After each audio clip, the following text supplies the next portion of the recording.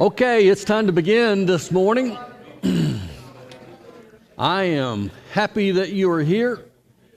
We will resume in Luke chapter 12. Luke chapter 12.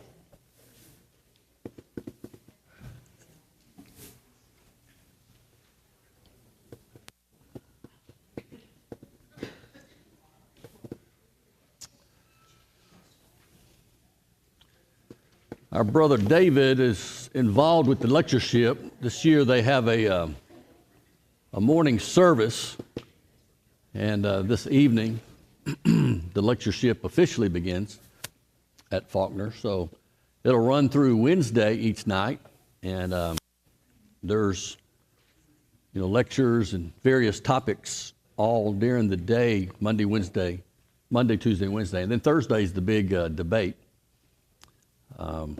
that David will have.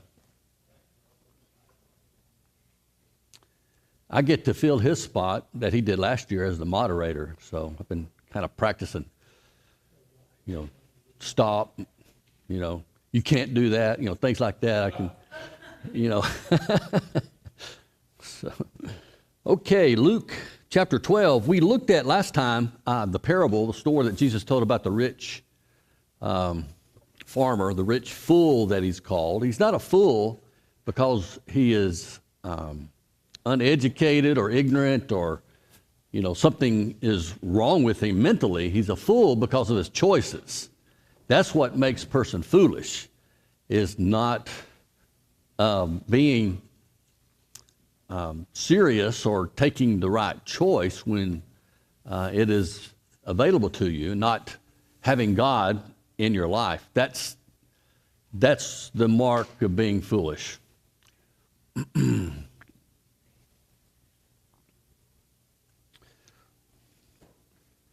So after that, we looked at, we noticed that the important thing is to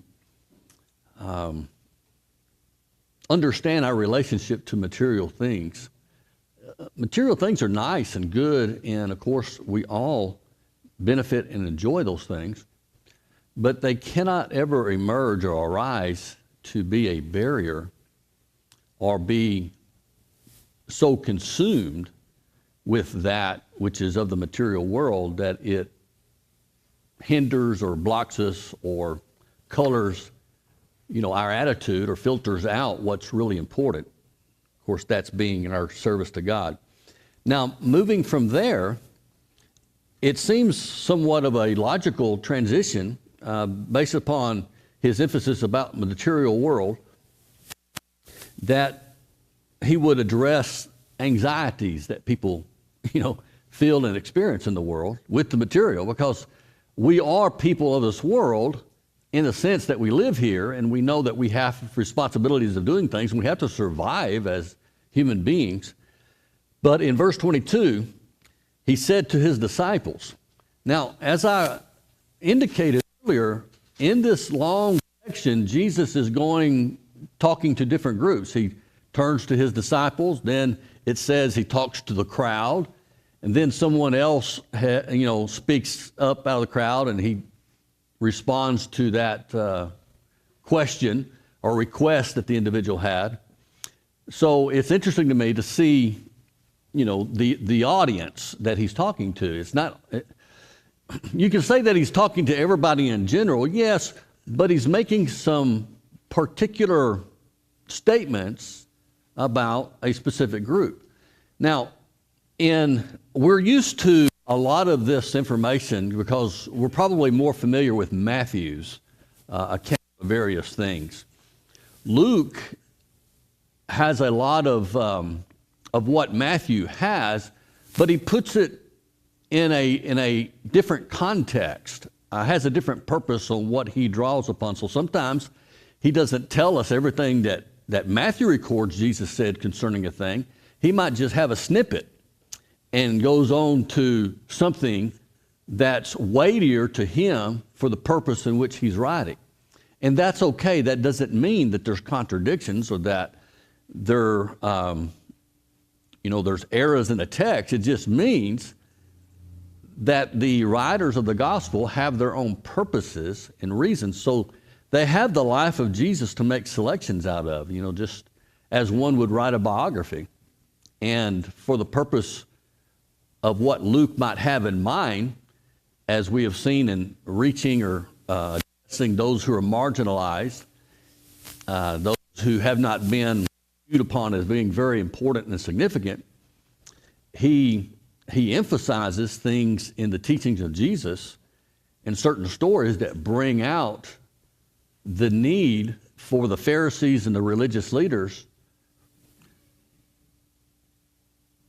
to think about their attitude in relationship to these people on the fringe, so to speak. So he says to his disciples, "Therefore I tell you, do not be anxious about your life, what you shall eat, nor about your body, what you shall put on. For life is more than food, and the body more than clothing. Consider the ravens, they neither sow nor reap. They have neither a storehouse nor barn, and yet God feeds them. Of how much more value are you than the birds? And which of you, by being anxious, can add a single hour to his span of life?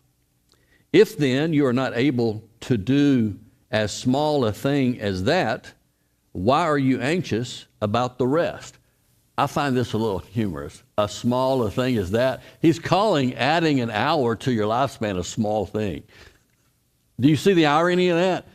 I haven't really picked that up in the past, but it seems to be an interesting concept that to God, it's considered a small thing, and yet it is a confirmation or realization that none of these things, no matter how perceived as small they are, we can achieve or do. But that's where we spend most of our time. It seems to be the way Luke is emphasizing it. I don't know why we do that. Do you? Why do we spend our time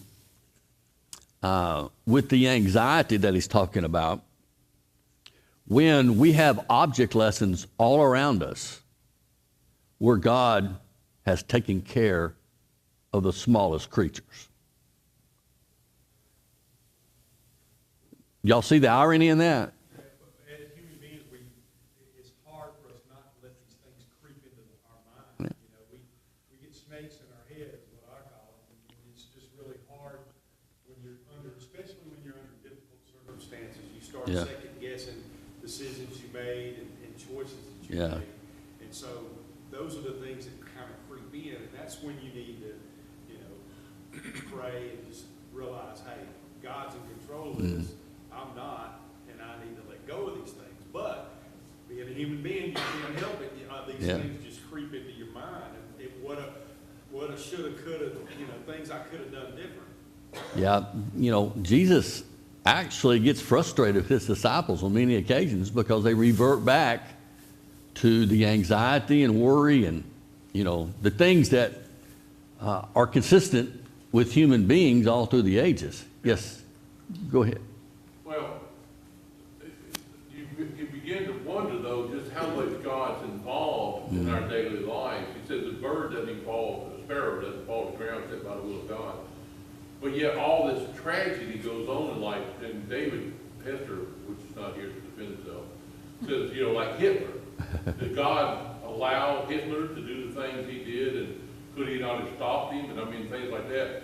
So we question how much God is actually involved in our day. A hurricane. Does he steer the hurricane? Can he not stop the hurricane? Just not. All kinds of things happen in our lives, and so we begin to question how much is he really involved. But here he says Pharaoh doesn't even hit the ground except for by the will of God. Yeah. So it's just we have a limited view on things. Not to deny tragedies, but we don't always have the bigger picture in mind. But to me, anything like that is ultimately a tragedy, whether it's a hurricane or, an evil dictator rises up, people.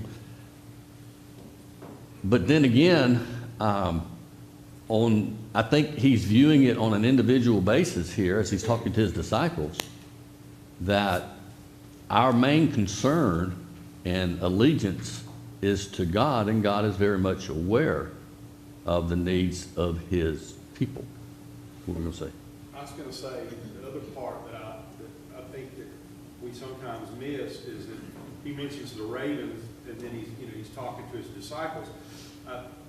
He values the ravens, okay? He has a value because these are all the things that he created, right. But he created us in his image. Mm-hmm. So the valuation of us compared absolutely. to a raven, I think that's what he's trying to make. He said, I take care of these, and they're birds, okay? But you're people that I created in my image.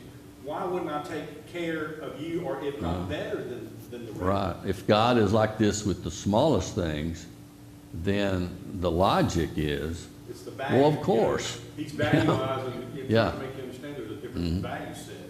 Yeah. And I'm not saying any of this is easy. There's always challenges and questions, but faith is not easy, is it? I mean, we like to think it is sometimes, but let the tragedy comes and then you'll see that your faith is tested a lot. But it's a constant reminder that Jesus makes with his disciples and his teachings and his parables that God is, as Terry said, he's very much aware and involved in the smallest things. But God doesn't work miracles Yeah. today. So he's not going to lessen any tragic event. He's not going to reach down and, steer that tornado or steer that hurricane in a different direction. Life happens. Things in life occur. Right.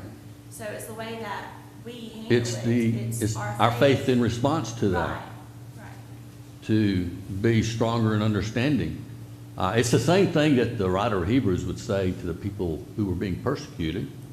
He just told them he didn't deny that there was a persecution, freely admitted it, that it was a persecution. He said, reframe it. Think it of as being disciplined by God, and persevering through it, we become what? Better, stronger. See, no one likes it during punishment. No one likes the punishment, right? But it's through somewhat of the discipline that we learn. We're engaged. We're exercising or employing the faith that we confess that we have. Yes, sir. Well, anxiety, that's a very difficult word, because, and I don't know, I guess every generation, but it seems like this generation particularly, people are anxious. There's a lot of depression, a lot of anxiety, and, we just dealt with something like this recently. Mm-hmm. I mean, a lot of times people can't help it. It's a chemical reaction in their body. And so different people, like me, I'm not anxious about nothing, but I bring a lot of anxiety on people. But, I mean, I don't care. I mean, nothing really bothers me. But there's some people, I'm not mentioning who, but they're real anxious about nothing. Yeah, I don't think we're talking about a malady or something where someone has, some medical issue here. I'm talking about in general. It seems to me that we ought to be stronger in our faith than sometimes we are, and we can be. Let's continue. He says, somebody else? Yes. But within saying that, you just can't just sit there and say, well, God's going to take care of Right. everything either. Right. Yeah. Nothing is saying that we cease to do what we can do. It says, remember, there's always an element there, a variable that many do not consider or take into consideration. That variable is faith. And faith can change outlook.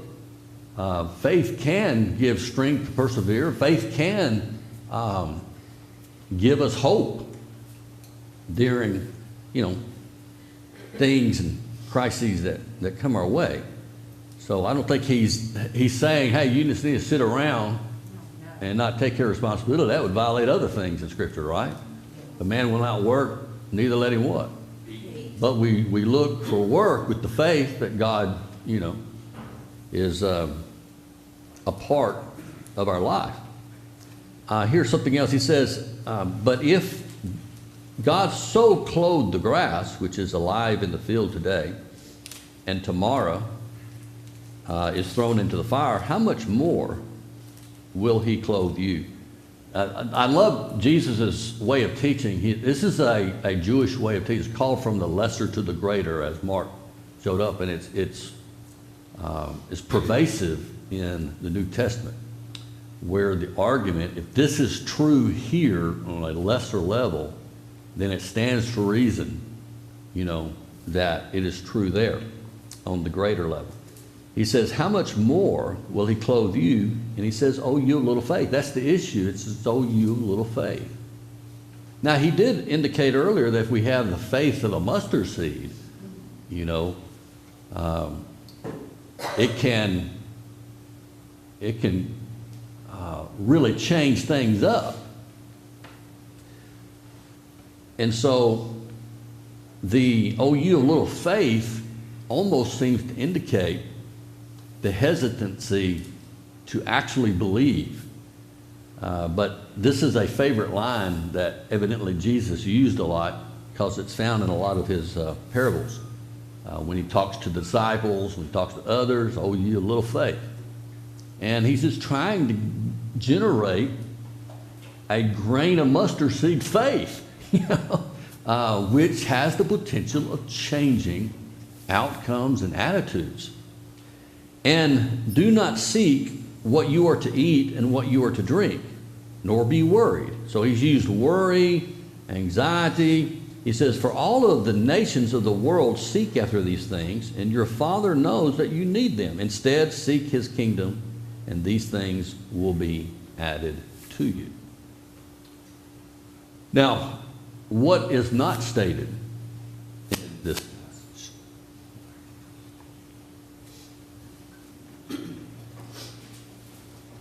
When he says these things shall be added to you.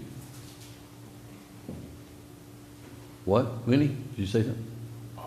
You've got great ears. I could hardly hear. No, I just saw her moving her mouth, you know. And I knew she wasn't crazy, so. Well, God adds everything. There is nothing that we have, there's nothing that we need that God does not provide. Well, isn't that the point? It's the things that we need. I don't think this is the health and wealth prosperity doctrine. Well, he's not telling us amount or percentage or anything. What's he saying? What's the issue? The heart. The heart? Yeah. The attitude that we have. Things that are being added to us are things that we what? Need. God, you know, what we think we need, we may not really need. You know, Some of those things can be wants instead of needs. Yeah, Maybe exactly. He's going to give us what we need, not necessarily what we want, Yeah. but what we need. And we can really be out of sorts if we don't have what we want. Yeah, Can we not? That's that human. Absolutely, man. I can get all out of sorts, man.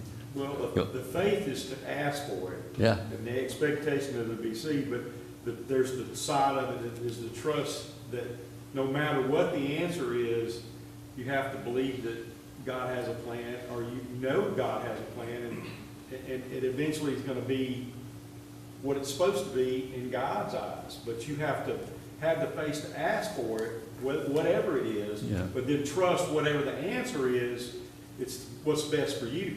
You have faith, you pray, you move forward based upon your faith. Yes?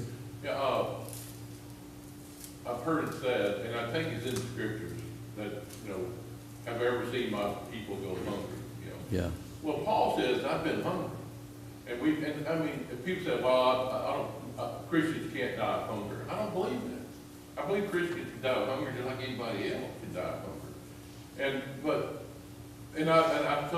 I kind of wonder why, because when Paul starts listing the things that happened to him, like beaten with rods, naked, was mistreated by his own brethren, and shipwrecked, leper dead, stoned. We know all these things happened to Paul. We know all this. He was hungry, he was thirsty, but he said, but all these things I've learned to be content in whatever situation I'm in. Yeah, I mean, the man's singing in prison after being beaten by rods at midnight. Next thing you know, he's converted the jailer and his family. Yeah.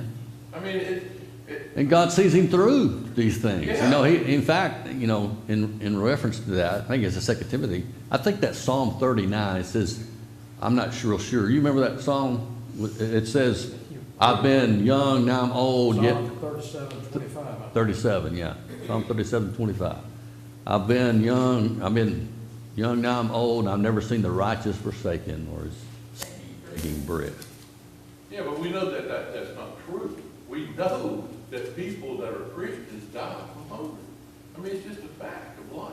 It's like, okay, I'm going to be beaten and die. I'm going to be stoned and die. My head's going to be cut off. What's the difference? There is no difference. You're going to die from something. It's what we're doing while we're here that matters. Our service to God, our thankfulness to God, no matter what situation we're in. But it also has to do with our view. Do we have an eternal view, or is it just this world view? Because even Paul would say that he wants to go there, but he knows it's to the church's benefit that he remains for a little while. So we do have a longer view on life, which seems to, I think, frame the situation somewhat differently. Because we're not just this world people, are we? No. Scott, do you think, I'm sitting here thinking about this, and I'm wondering that, because he's, he makes a point of he's speaking to the disciples. And we know in the future that they're going to have all these doubts and they're going to fail him in everything that he's telling them right now. Mm-hmm. And these are people that are closest to him. And so I wonder if it's like an example, well, I'm sure it is an example for us, that these people that were there, that saw him, and they had these doubts and they failed. So, I mean, us, generations later, centuries later, he has to know that we're going to have those same failings in the magnitude of it, because we don't have the same relationship that we have with him. But I think it's interesting that he's mentioned the disciples, because they should have the strongest faith. You would think so, wouldn't you? Yeah. But they have some of the greatest failures too. Yeah. And the doubt that they had in him at the end of his life. Which is the constant reminder for us in encouraging one another while we come together and while we read, because it is so easy, if we're not careful, for doubts and the things in our life to sort of begin directing us instead of God's will directing us. Notice what he says next. He says, "Fear not, little flock." He says, "For it is your Father's good pleasure to give you the kingdom." Then he says to them, "Sell your possessions and give to the needy. Provide yourselves with money bags that do not grow old, with the treasures in the heavens that does not fail, where no thief approaches and no moth destroys, for where your treasure is, there will be your heart also." Luke's account is a little bit different from Matthew's, though they're similar. But notice that he's talking to the disciples. And I think, as Mark is saying, when he says, "Sell your possessions and give to the needy," this, let me put it this way. The biggest opposition to your faith is the material. Think about the rich young ruler and others that might say that they are believers in God, but when it would come really to the issue, it's the material that they embrace. They'd like to think it is God, but it ultimately comes down to the material. For the rich man turned away and was sorrowful. Okay?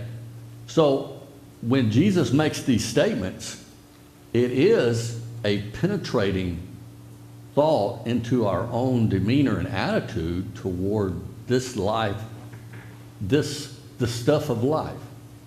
And I often ask them a question, you know, I consider it, if I lost everything, would I still remain with God? Think of Job and, you know, his experiences and all that. I think Jesus, in making these statements, they're very difficult statements, but they're meant to create reflection and thought as to what is the most important thing. He just said earlier to seek the kingdom. Then he says, sell your possessions and give to the needy. So you see the contrast. What he's teaching is our affinity. Which world do we want? I don't think he's telling us to sell everything right now, literally, you know, pack up, get rid of all the responsibilities we have, just, you know, get rid of it. He's teaching to cause us to think, what is the most valuable thing in our life? I think though, I've If it- had this happen to me several times, where I have trusted in something, and I noticed I started trusting in it. Yeah. And I spend it, as a matter of fact, I spend most of my time to try to keep that, so earn enough money to keep that possession. And I just said, no, I'm not Yeah. going to do it. I mean, There you because if it's gonna take all that time, money, and effort to keep something, I'm putting it before God. Yeah. I think that's the attitude. And some We don't people- have anything like that, do we? Were you say something?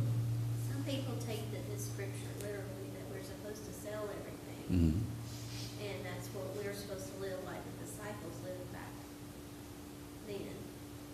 But how would we do that today in survival? Well, they didn't do it in the first century. I mean, you had the church and all that, and people did sell stuff. You remember, like Barnabas? But you have to keep in mind, when Jesus makes these statements, like any good rabbi and teacher, it's like when he says, hate your mother and father. Well, the Bible teaches we're not to hate mom and dad. We're to honor them, right? But in comparison to him, okay, he's making the point that no one is to interfere or distract us from the number one thing in life, God's kingdom, God. So these statements, I think, can be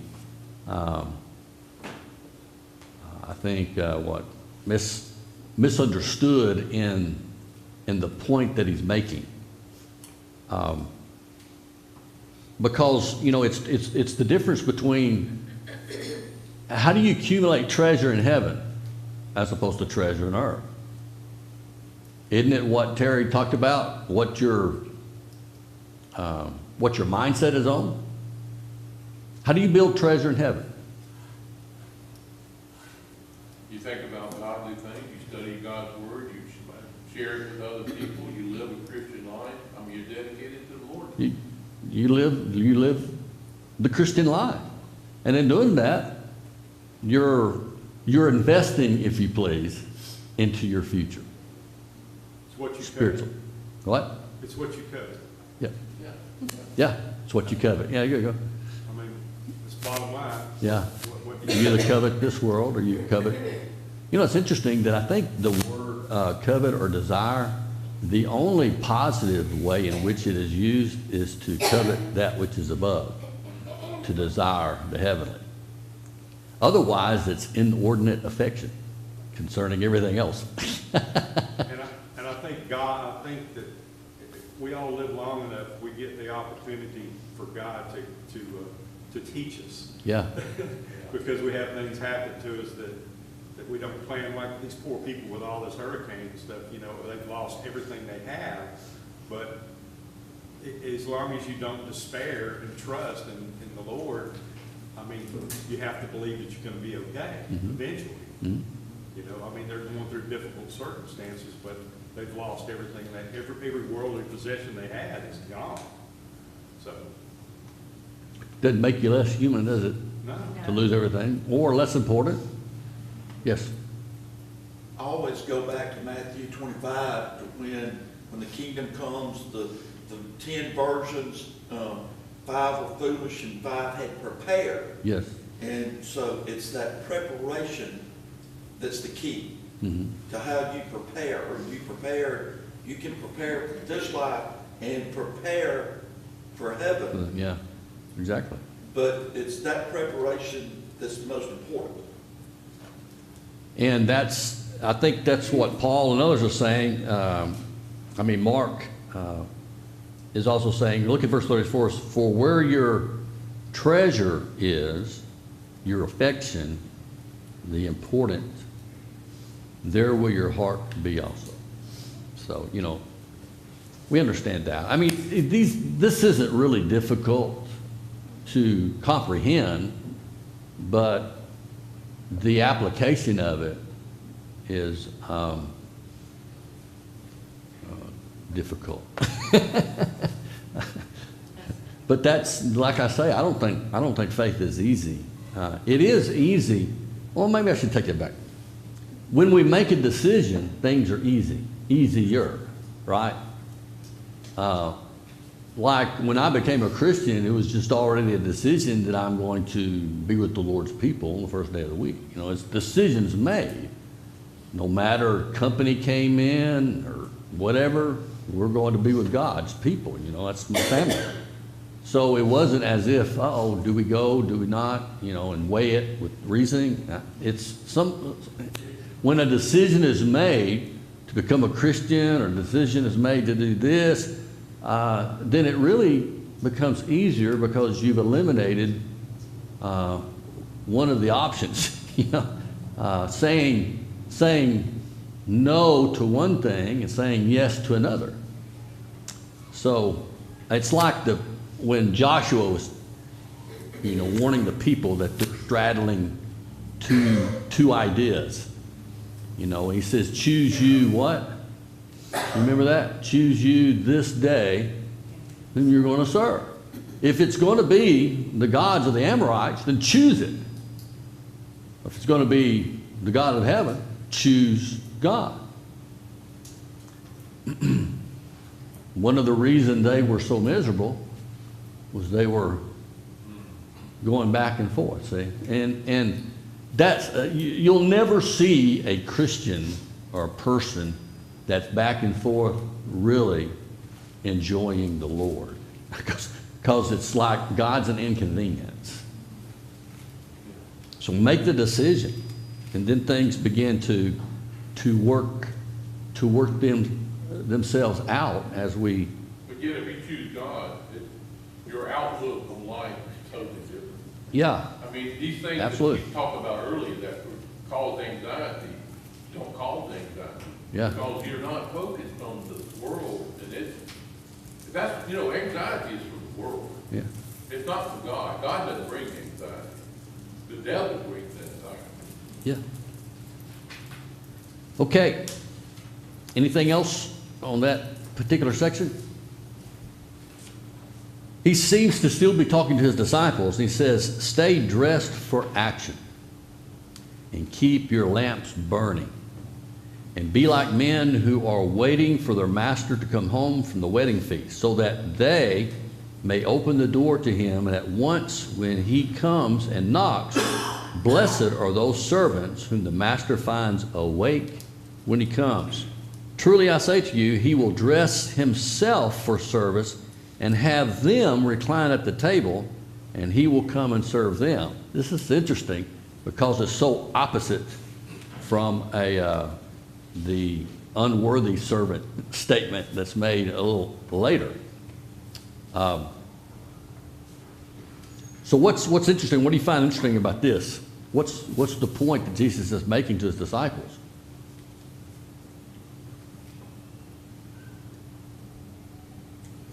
The servant leadership, I'm thinking he's, it's an example for them to be attentive to other people's needs and trust God, not to worry about their own needs.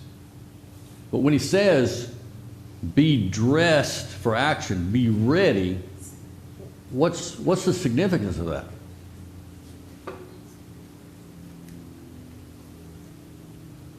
Dressed for action, ready. It says in Revelation that the garments are the linen garments are the beautiful deeds of the saints. Yeah. That's a very profound image. Mm-hmm. Those are the garments that will be worn, are the beautiful deeds of the saints. And they're referred to as linen, because I guess that's pretty much. what Okay, it is. yeah. This is somewhat metaphorical language. They're ready. There's several different things to be ready for. One of the ready was, this is used in reference to the coming of Christ. You know, in other contexts where we're to be like the wise virgins, people, you know, in the scene of the judgment, when they were serving and giving people water and, you know, things of that nature that he uses. And they say, well, how did we know that we were, you know, serving you and doing this? Well, when you were serving the least of these, you were serving me.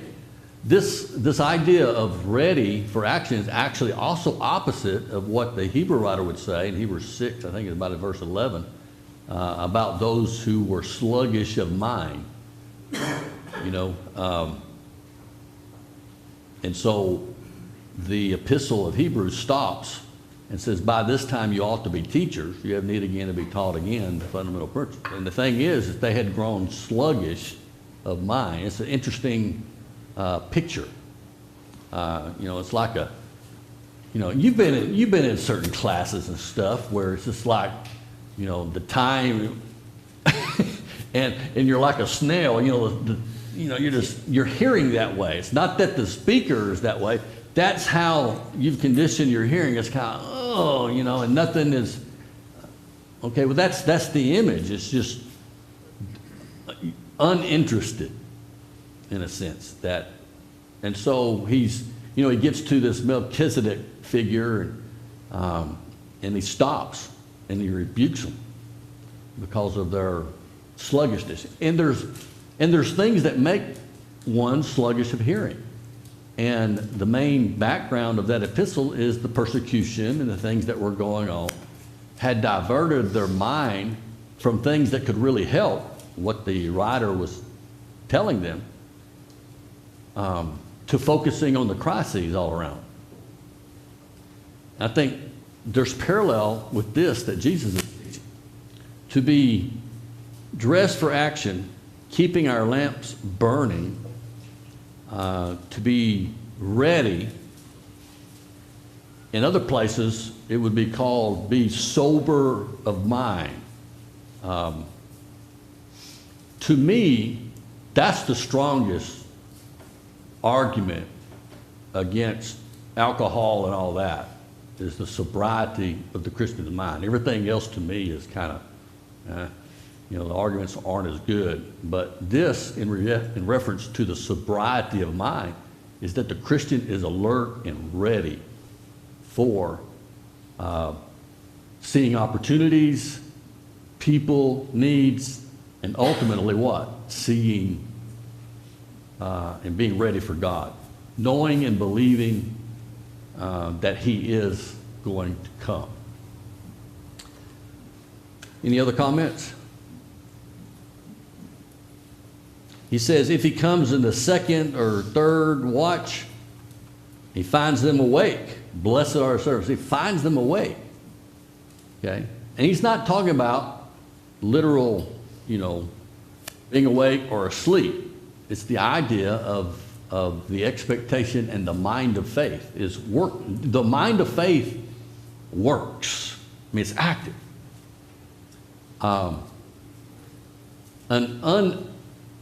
An unready mind doesn't see as Christ sees things in our world.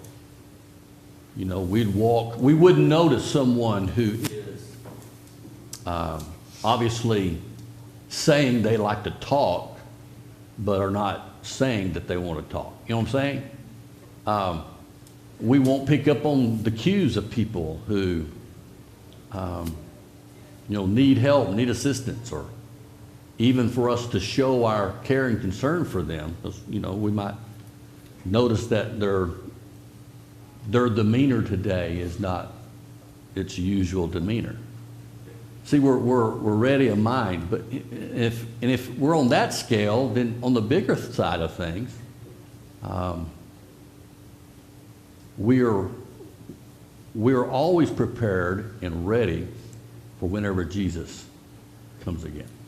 Scott, what you're mentioning too, though, to me, is a skill, okay? I mean, and a lot of people are, certain people are more empathetic and they can see things differently than other people. Mm-hmm. The people that don't have that, they have to work at it harder, but I think that you have to do it to be able to do what you're saying. Mm-hmm. I mean, you can't just, one day just start walking down the street and have, understand that this person needs this or needs this. It's the interaction with these people and getting that ability to evaluate what they're saying and the perception that you're getting from these people.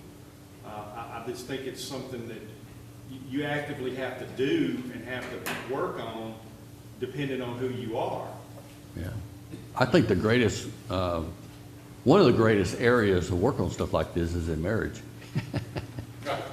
You get that wrong a lot, don't you? Yeah. That's definitely a learned behavior. Isn't it? Oh, I thought you meant, No, but you think about it in friendships and relationships and as people that we interact with. If we're self-absorbed in this world, we don't notice things. And that's the point. When our mind is ready, that is, I think, when it's attuned, when we're tuned to Christ, and spiritual things, we're aware of more things than we would be if we were just people that are consumed. And I'm not saying all, but people in the medical profession, people that have had to care for loved ones and stuff, you have to be. Yeah. You have to anticipate things. You have to look at things that they need that they can't necessarily tell you. And in the medical field, if you've worked in the medical field, those people are always on point, and they can see things ahead of time to try to help people. Yeah. And that's what you have to be able to. You have to sharpen that to be able to know that, oh, this person's struggling, they need help. I mean, trying to teach your children that, okay, that poor old lady is coming up to this door, and you need to go open that door. Yeah. Okay, it's little small things of perception of that hone those skills. Yeah, absolutely. So be dressed for action. Keep the lamps burning. Verse 39, but know this, if the master of the house had known at what hour the thief was coming, he would not have left his house to be broken into. You also must be ready, for the Son of Man is coming in an hour you do not expect. Think about that. That's interesting that he talks about the thief. Now, Jesus is not being equated to a thief. He's equated to the element of, being surprised or the arrival or, unexpected times. He says he'll come at an hour where we will not think that he'll come, which is bizarre to me concerning people who try to anticipate or predict his coming. An hour that you know not. So if that's the case, then of course the good servant is ready and has an attitude of expectation for the master to arrive. And so this is things that we also find in Matthew. It's just a little bit stated a little bit different in Luke in the context in which he's talking.